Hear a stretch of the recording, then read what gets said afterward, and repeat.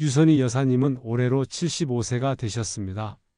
미국 조지아주에서 세탁소를 운영하며 30년 넘게 열심히 살아오셨죠?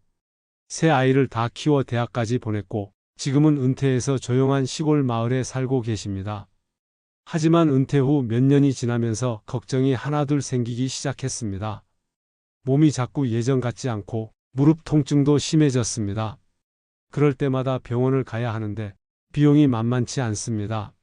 메디케어가 있어서 어느 정도 커버는 되지만 검사 하나 받는 것도 본인 부담이 꽤 크고 치과나 안경, 보청기 같은 건 전혀 해당이 안 되기 때문에 결국은 개인 돈이 계속 나갑니다. 최근에는 한국에 사는 친구에게서 연락이 왔습니다. 요즘 한국은 65세 넘으면 병원비도 거의 안 들고 대중교통도 공짜야. 그 말을 듣고 정자 여사님은 밤마다 생각이 많아졌습니다. 지금이라도 한국으로 돌아가면 좀 더 편안하게 살 수 있는 걸까? 이 질문은 단지 정자 여사님만의 고민이 아닙니다. 지금도 미국 곳곳에서 수많은 한인 어르신들이 이 같은 고민을 하고 계십니다. 오늘 영상에서는 바로 이 질문에 대해 사실에 기반해 조목조목 비교해 드리겠습니다. 한국과 미국의 노인복지, 어느 쪽이 더 좋은지 단순히 결론을 내기보다는 어르신들께서 나한테 맞는 선택을 하실 수 있도록 꼭 필요한 정보만 천천히 풀어드릴게요. 미국 노인복지의 실제 모습? 많은 분들이 미국은 선진국이고 의료나 복지 시스템도 잘 돼 있다고 생각하십니다. 맞습니다. 기본적으로는 미국도 노인을 위한 제도가 있습니다. 하지만 그 속을 들여다보면 장점과 단점이 분명히 나뉘어 있다는 걸 알 수 있습니다. 하나씩 자세히 설명드릴게요. 메디케어. 미국에서 65세 이상이 되면 자동으로 메디케어라는 의료보험에 가입됩니다.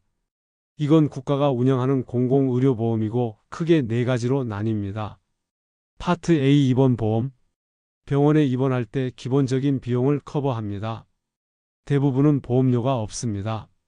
파트 B 외래진료. 병원 외래진료나 검진, 검사 등을 커버합니다. 이건 매달 보험료를 내야 합니다. 2024년 기준 약 174, 70불입니다. 파트 D 약값 보조. 약국에서 약을 살 때 일부를 보조받습니다. 파트 C 메더케어 애드밴티지. 민간 보험회사에서 제공하는 메디케어 통합 상품입니다. 그런데 중요한 건 이 메디케어로 모든 걸 다 해결할 수는 없다는 점입니다.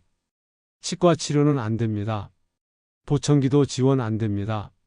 요양원이나 장기 돌봄 서비스도 대부분 포함되지 않습니다. 병원비도 100% 커버가 아니기 때문에 본인 부담금이 늘 생깁니다. 그래서 많은 어르신들이 메디갭이라는 민간 보조보험을 추가로 들어야 하고 그 보험료도 매달 수십 수백 불씩 나갑니다. 생활비와 주거 문제. 미국의 물가는 한국보다 높은 편입니다. 특히 캘리포니아나 뉴욕, 워싱턴 같은 대도시는 월세가 평균 2,000에서 3불 이상입니다. 정부에서 운영하는 노인 임대주택이나 시니어 하우징은 있긴 합니다. 하지만 입주 대기 시간이 수년씩 걸릴 수도 있고 거주 조건도 까다롭습니다. 게다가 거주지에 따라 아예 없는 경우도 많죠. 결국 많은 분들이 사설 아파트에 살며 월세를 부담하고 계신데 은퇴한 뒤 고정 수입 없이 월세를 계속 낸다는 건 쉽지 않은 일입니다. 노후 소득. 미국에서 은퇴하면 소셜 시큐리티, 즉 연금을 받습니다. 2024년 기준으로 평균 수령액은 월 약 1,900불 정도입니다. 하지만 이건 직장 생활을 오래 하신 분들 기준이고 일을 오래 못 하셨거나 세금 납부 기간이 짧은 분들은 훨씬 적게 받습니다. 미국은 공적연금 외에 개인적으로 준비한 401k, IRA 같은 자산이 매우 중요합니다. 이런 준비가 부족하면 은퇴 후 생활이 빠듯해지죠. 특히 한인 이민자 중에는 자영업 하시느라 제대로 연금 준비 못하신 분들도 많습니다. 일로인 돌봄과 커뮤니티. 미국에도 식사 배달, 무료 교통 서비스, 시니어 센터 등이 있습니다. 하지만 이것은 지역마다 다릅니다. 잘 되는 지역도 있고 전혀 없는 곳도 있습니다. 게다가 요양원이 필요할 경우 비용이 매우 높습니다. 일반 요양원 월 8,000에서 10,000불, 어시스티드 리빙 월 4,000불 이상, 이건 대부분 개인 부담입니다. 정부 보조가 있긴 하지만 소득 기준이 엄격하고 신청도 까다롭습니다. 요즘 한국 노인복지 얼마나 바뀌었나? 한국도 과거에는 노인복지가 약한 편이었습니다. 병원비도 비쌌고 연금도 없고 도움받을 곳도 부족했죠? 하지만 요즘은 정말 많이 달라졌습니다. 이제는 국가가 직접 노인을 돌봐주는 시스템이 자리를 잡아가고 있습니다. 건강보험과 장기요양보험. 한국은 전 국민이 국민건강보험에 가입돼 있습니다. 65세 이상 노인은 병원에서 진료를 받으면 본인 부담금이 30% 이하로 줄어듭니다. 중증 질환의 경우엔 10%만 부담하기도 하고요. 게다가 소득이 낮은 노인에게는 의료급여 제도도 따로 있어서 거의 무료로 진료를 받는 경우도 많습니다. 그리고 또 하나 중요한 제도는 장기요양보험입니다. 치매나 중풍처럼 스스로 생활하기 어려운 경우 집으로 요양보호사가 와서 도와주고 요양병원이나 요양시설도 지원받을 수 있습니다. 복지용구 보행기, 침대, 욕창 방지 매트리스 등도 제공됩니다. 2024년 기준으로 전체 노인의 약 10%가 이 혜택을 받고 있습니다. 미국과는 달리 돌봄이 필요한 상황에서도 국가가 나서서 도와주는 체계가 잘 갖춰진 거죠. 기초연금. 한국에는 기초연금 제도가 있어서 만 65세 이상이면서 소득이 적은 어르신에게 매달 최대 33만 원까지 지급됩니다. 2024년 기준으로 전체 노인의 약 70%가 이 연금을 받고 있습니다. 물가가 높은 요즘 이 돈이 병원비나 약값, 교통비 같은 생활비에 큰 도움이 됩니다. 단, 미국에 오래 사신 분들은 주의하셔야 합니다. 이중 국적자나 영주권자일 경우 기초연금 수급 자격에서 제외될 수 있습니다. 과거에 한국에서 납세나 거주 이력이 적다면 대상이 아닐 수도 있습니다. 그래서 역이민을 고려하신다면 이 부분은 사전에 확인이 꼭 필요합니다. 노인주택. 한국은 고령자들을 위한 공공임대주택을 꾸준히 늘리고 있습니다. LH 노인임대주택이라는 게 있는데 보증금은 100만 원에서 300만 원 정도, 월세는 5만 원에서 15만 원 정도로 매우 저렴합니다. 엘리베이터, 경로당, 응급벨 등도 기본으로 갖춰져 있어요. 이런 집은 특히 무주택 저소득 노인에게 우선 공급되며 대기기간도 지역에 따라 3에서 6개월 정도로 미국보다 훨씬 짧습니다. 교통과 문화 혜택. 한국은 65세 이상이면 대부분의 지역에서 지하철, 시내버스를 무료로 이용할 수 있습니다. 복지카드를 신청하면 박물관, 미술관, 문화센터 등도 무료 또는 반값 할인됩니다. 각 동네마다 노인복지관이 있어서 식사도 제공하고 운동, 취미, 노래교실 등도 운영합니다. 혼자 있는 노인을 줄이기 위해 국가가 커뮤니티를 만들어주는 노력을 계속하고 있는 겁니다. 지금까지 한국과 미국의 노인 복지를 따로 살펴봤습니다. 이제는 항목별로 비교해서 어느 쪽이 어떤 면에서 더 나은지 또 어떤 조건에서 고민해 봐야 하는지를 정리해 보겠습니다. 병원비와 의료 접근성. 미국은 의료 시스템이 잘 되어 있지만 비용이 높고 절차가 복잡합니다. 한국은 병원 접근성이 좋고 비용이 낮으며 요양 돌봄 제도까지 함께 운영되고 있습니다.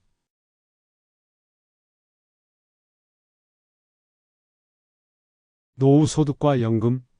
미국은 연금 규모는 크지만 개인 준비가 없으면 부족할 수 있습니다. 한국은 연금 자체는 적지만 복지 서비스와 연계되어 생활비 부담이 줄어듭니다.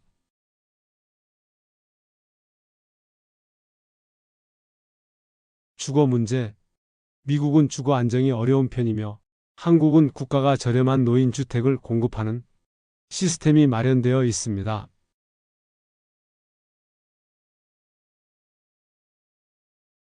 교통과 문화생활. 한국은 노인이 홀로 있어도 이동이 가능한 환경이 만들어져 있고 미국은 자동차 없이는 이동이 제한되는 지역이 많아 외로움을 느끼기 쉽습니다.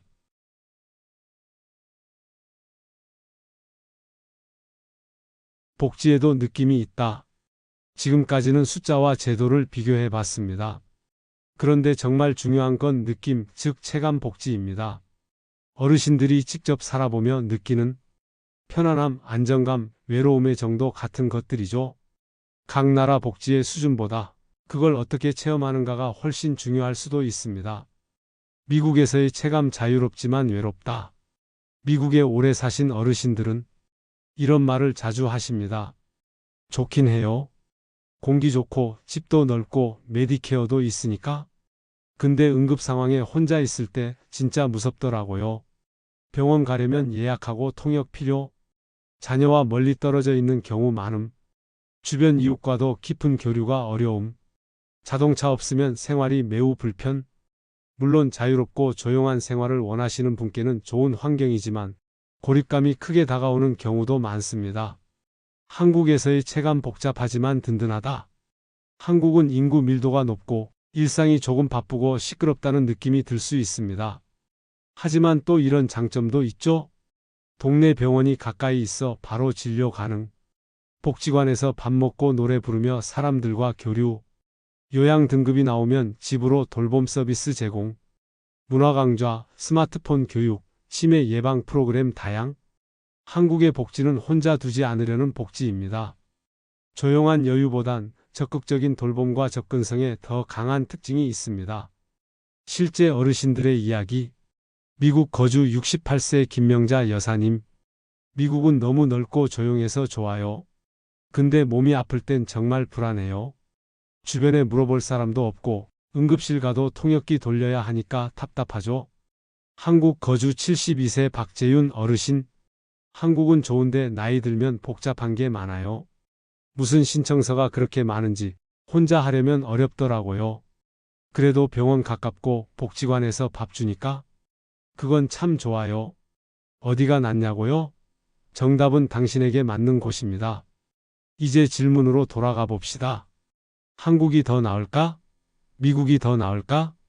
이건 단순한 비교로는 절대 답을 낼 수 없습니다. 가장 중요한 건 내가 원하는 노후가 어떤 모습인가? 입니다. 이런 분들께는 미국이 편할 수 있습니다. 이미 메디케어에 가입돼 있고 별도 보험도 잘 갖춰져 있다. 자녀와 가까이 살고 있고 생활비에 여유가 있다. 조용하고 넓은 공간에서 자유롭게 지내는 걸 선호한다. 영어와 문화생활에 익숙하다. 이런 경우라면 미국에서의 생활을 유지하는 것도 매우 합리적인 선택입니다. 이런 분들께는 한국이 유리할 수 있습니다. 병원 접근성과 의료비 부담이 걱정된다. 요양이나 돌봄 서비스가 필요한 상황이다. 한국어로 된 복지, 문화 환경이 더 익숙하다. 노후 주거 비용을 아끼고 싶다. 가족과 자주 만나는 생활이 가능하다. 특히 돌봄이 필요한 어르신, 의료비 부담이 큰 어르신은 한국 복지의 혜택을 훨씬 더 크게 느끼실 수 있습니다. 최종 조언 선택 전에 반드시 체크할 것. 한국과 미국의 연금, 건강보험, 세금 제도를 비교해 보세요. 한국 거주기간, 건강보험 자격, 기초연금 수급 조건도 체크하세요. 이어기민을 고려할 경우 사전에 전문가 상담을 꼭 받으세요. 자녀의 위치, 본인의 건강 상태, 재산 상황 등을 모두 고려해 보세요. 지역별 복지 차이도 꼭 확인하세요. 복지는 숫자나 혜택만으로 결정할 수 있는 문제가 아닙니다. 내가 이 나라에서 편안하고 안전하게 살 수 있는가? 이 질문에 답하는 것이 진짜 중요합니다. 지금 어떤 선택을 하시든 앞으로 더 행복하고 건강한 노후를 보내실 수 있도록 이 영상이 도움이 되길 진심으로 바랍니다. 구독과 좋아요 눌러주시면 다음 영상도 놓치지 않고 보실 수 있어요.